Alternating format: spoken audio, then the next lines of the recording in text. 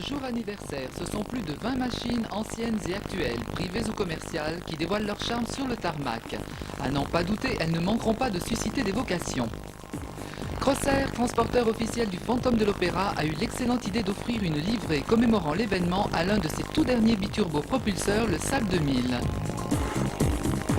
Un Convair 580, opérant pour DHL. Le top en matière de sécurité.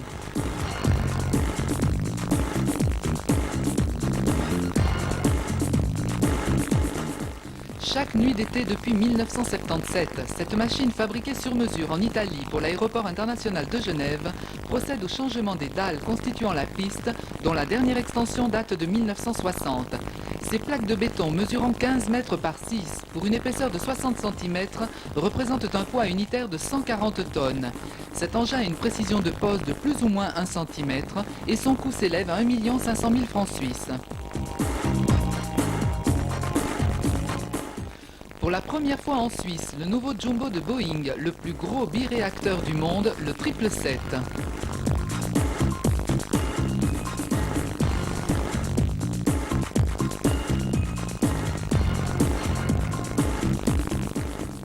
Comme vous pouvez le remarquer, il s'agit là d'un avion expérimental portant les couleurs non pas d'une compagnie aérienne, mais du constructeur.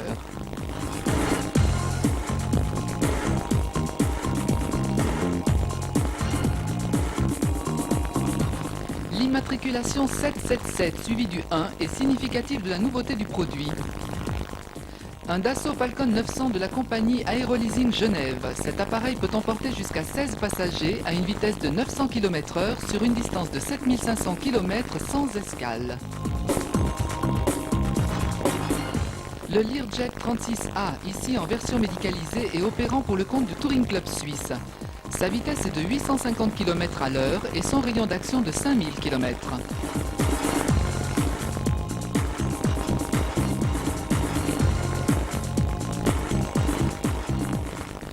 Une autre manière de sauver des vies par la voie des airs avec un hélicoptère de la Rega.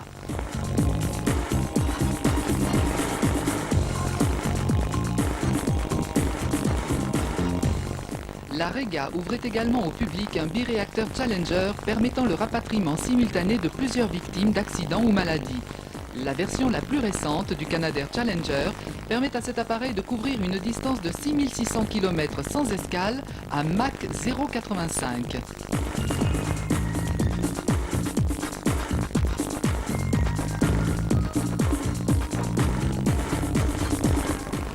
Dragonair nous offre la possibilité de faire connaissance avec le tout récent long courrier de la famille Airbus, l'A330. Ce gros porteur est en quelque sorte la version biréacteur de son grand frère, l'A340.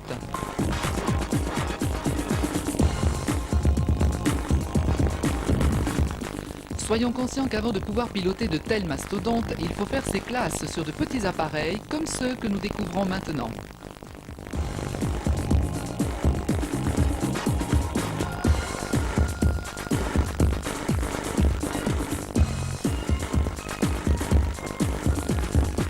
Présenté par Swiss Control, le Grumman Gulfstream, avion laboratoire pour la vérification en vol du bon fonctionnement des installations de radioguidage tout temps. Autonomie 7 heures, vitesse de croisière 520 km/h, un vrai Saint-Bernard.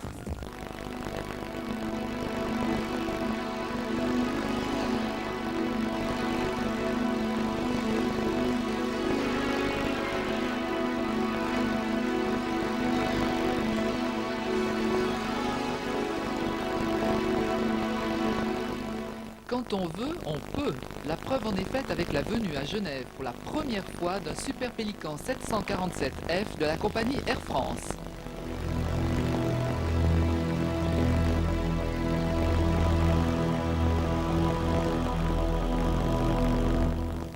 Il ne lui manque que la parole.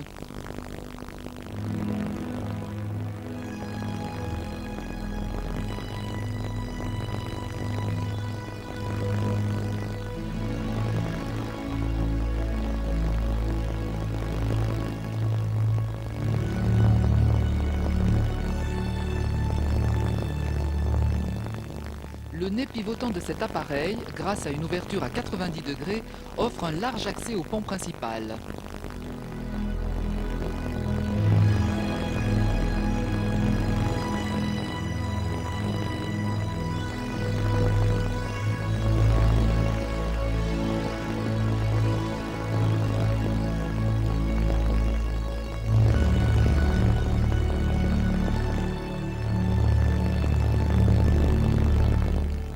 4 réacteurs d'une poussée unitaire de 23 tonnes 6 autorisent un poids maximum au décollage de 372 tonnes et une vitesse de croisière de 950 km à l'heure.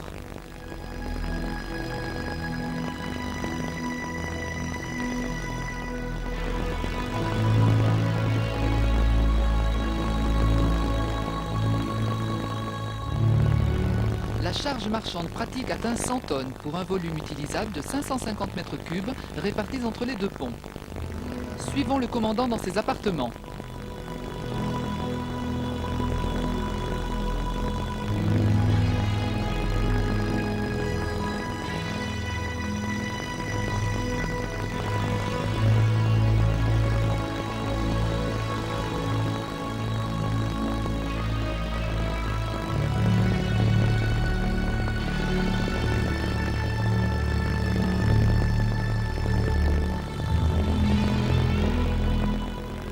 On est bien loin des 500 sièges équipant certaines versions. La longueur utile du pont principal est de 56 mètres 40, la largeur de 5 mètres 42, la hauteur sous le cockpit de 2 mètres 44, elle atteint 3 mètres à l'arrière. Le volume à disposition du pont principal est de 460 mètres cubes.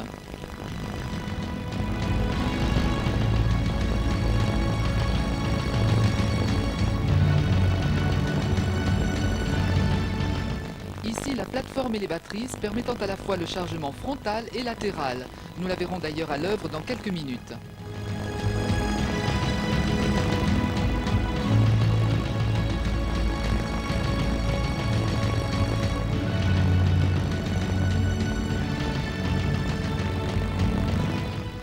Tant les représentants des transitaires que ceux d'Air France, tous affichent une satisfaction qui fait plaisir à voir.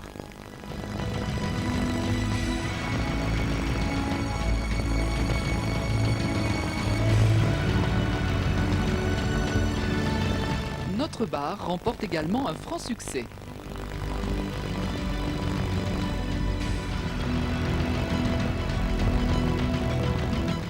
Le commandant du Chausal escorte le chef du DTJP, M. Gérard Ramseyer, jusqu'à notre bel oiseau qui suscite beaucoup d'intérêt.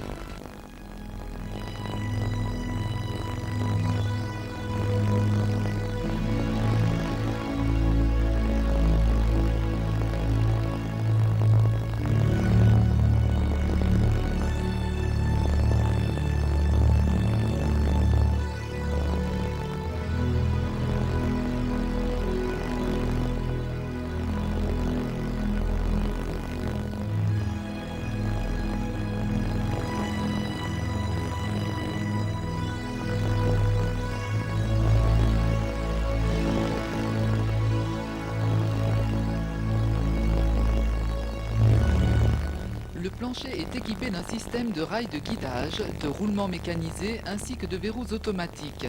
À l'entrée du pont, un aiguillage permet d'orienter les charges vers la droite ou vers la gauche.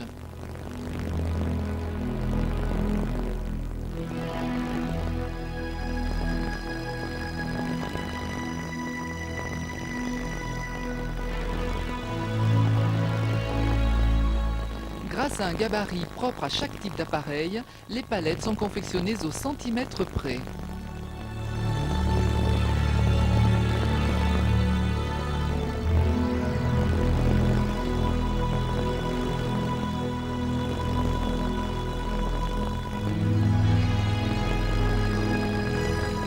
Le chargement frontal est maintenant terminé.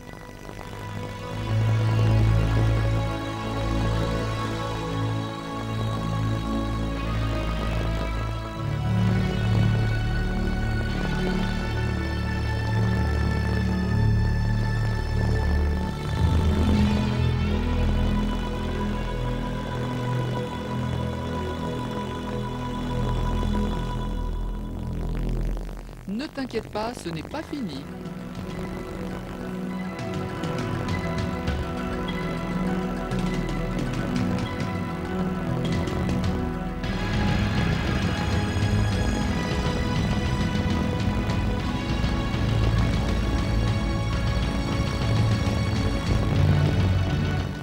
Le chargement du pont principal s'effectue maintenant par la porte latérale qui permet le passage des palettes d'une hauteur de 3 mètres.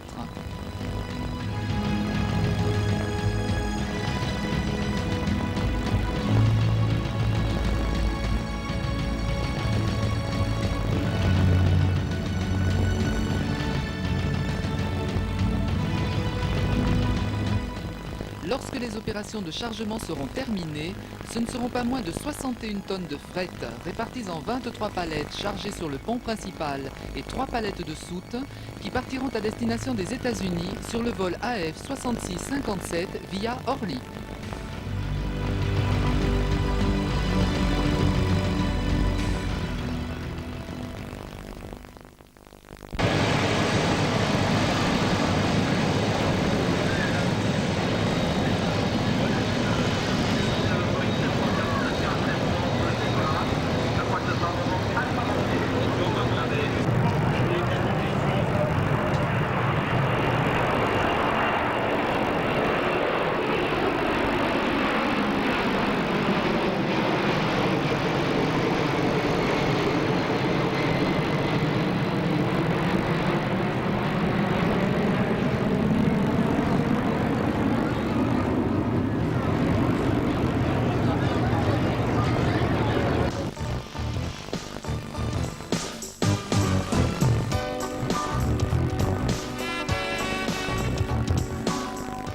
Cette pantomime aérienne nous est offerte non pas par Goldorak, mais par le dégivreur d'avions MD-1 213.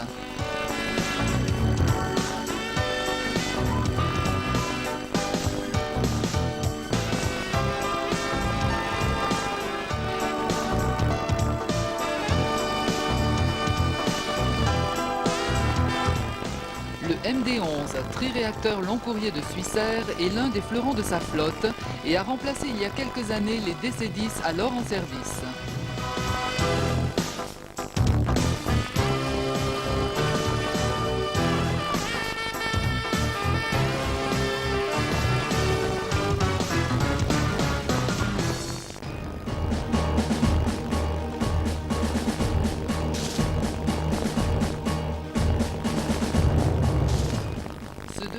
Dragon rapide, dont le premier vol remonte à 1936, est arrivé d'Angleterre piloté par un commandant de British Airways qui en est l'actuel propriétaire. Ce DC-6 quadrimoteur d'Atlantic Cargo est un digne représentant du top niveau de la production aéronautique de la fin des années 40. Le DC-7 lui succéda et fut le dernier quadrimoteur à piston produit par Douglas avant l'arrivée des appareils à réaction et le début d'une ère nouvelle pour l'aviation civile.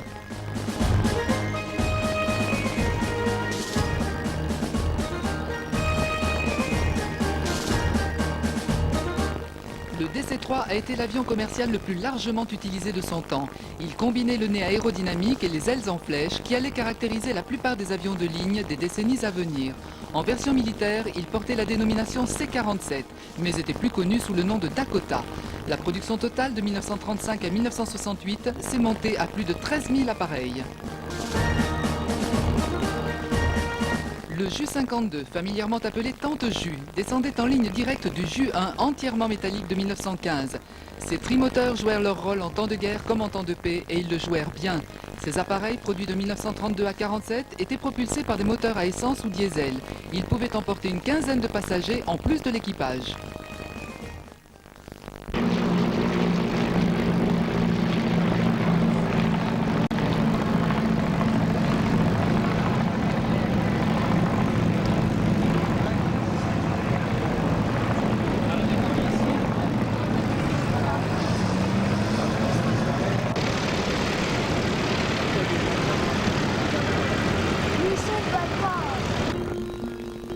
Avion d'hier, avion d'aujourd'hui. Envergure 25,60 m, longueur 62,17 m, le plus bel avion du monde, Concorde. L'aéroport d'hier. L'aéroport d'aujourd'hui et de demain. Les réservoirs logés dans les ailes de Concorde contiennent 128 700 litres de carburant nécessaires à l'alimentation des 4 turboréacteurs Rolls-Royce Snecma Olympus qui permettent à cet appareil de voler à plus de Mach 2 à 16 000 mètres d'altitude avec un rayon d'action de 4 900 km. La roulette de queue est rendue nécessaire par le cabrage extrême de Concorde à l'atterrissage et au décollage. En 1962, la Grande-Bretagne et la France décident de construire le supersonique Concorde. Sa production, après 16 avions seulement, s'est arrêtée en septembre 1979. Seul British Airways et Air France opèrent avec cet appareil qui a commencé sa carrière commerciale le 21 janvier 1976. Le 17 juin 1974, un avion de pré-série décolla de Boston et s'élança en direction de Paris. À la même heure, un Boeing 747 d'Air France décolla de Paris à destination de Boston. Quand les deux avions se croisèrent au-dessus de l'Atlantique, le 747 avait parcouru 1000 km et le Concorde 3860. Après avoir atterri à Paris, le Concorde y resta 1 heure et 8 minutes pour faire le plein, puis fonça vers l'ouest et arriva à Boston 11 minutes avant le Boeing.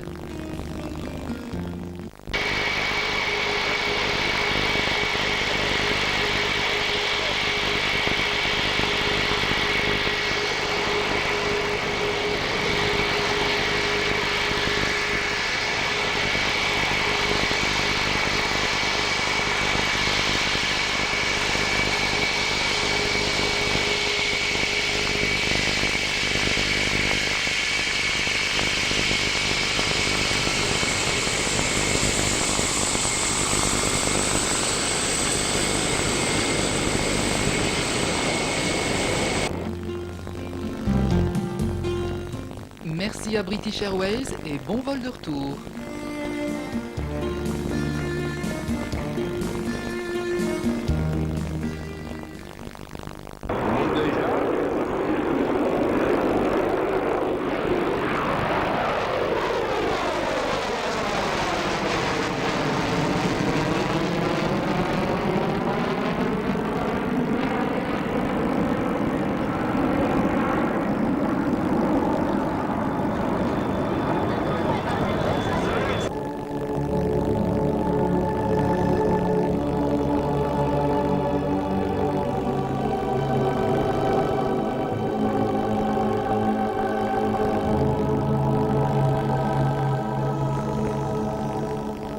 L'un des clous de cette journée fut incontestablement la démonstration de la patrouille suisse avec ses 6 F-5A Tiger.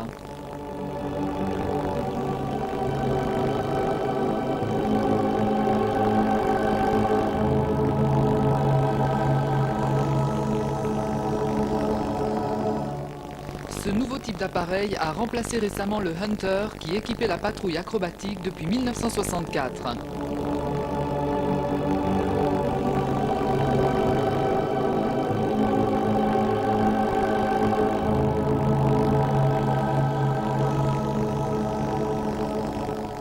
Commandé à 110 exemplaires, dont 12 appareils biplaces, cet avion représente l'instrument principal de la défense de l'espace aérien suisse.